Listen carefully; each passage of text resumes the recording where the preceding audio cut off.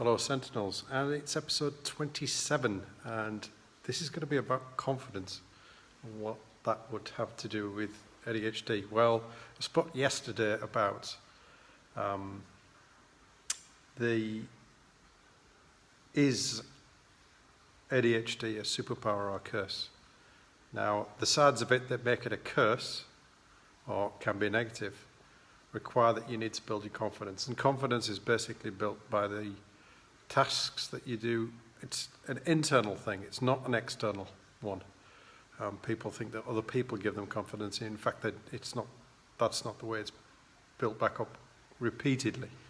So because if you have ADHD for any amount of time, you would have gone through thousands of meltdowns, more than likely, if you're having extreme form. And it breaks you down, and you get caught, you feel like an outsider, you feel like a misfit, and you don't feel happy in your own skin a lot of the time, especially when you're younger. Once you get to be an adult, it's different. But even then, sometimes it can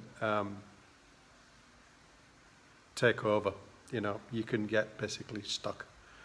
So how do you do that? Well, it's a simple thing that actually comes from teaching kids when they've got ADHD, and that is basically accountability. And accountability, something like this, me doing this on a daily basis.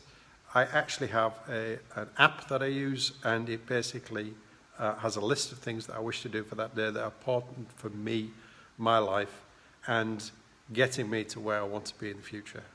And I do that because I have a passion about that I can concentrate on easily, and other things that I don't do naturally.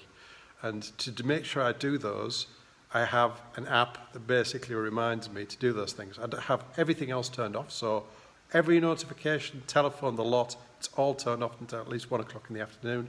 I don't receive notifications from anything but that app. So there's nothing else that basically interrupts me on a daily basis.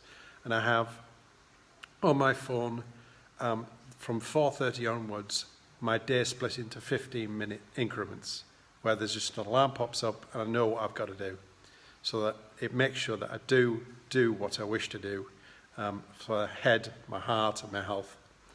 And I think it was Lao Tzu that said, if you believe in oneself, you don't try and convince other people. And if you are content with yourself, you don't need other people's approval. And if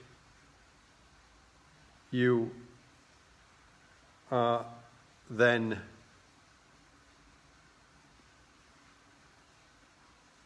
content with yourself, other people will accept you the way you are.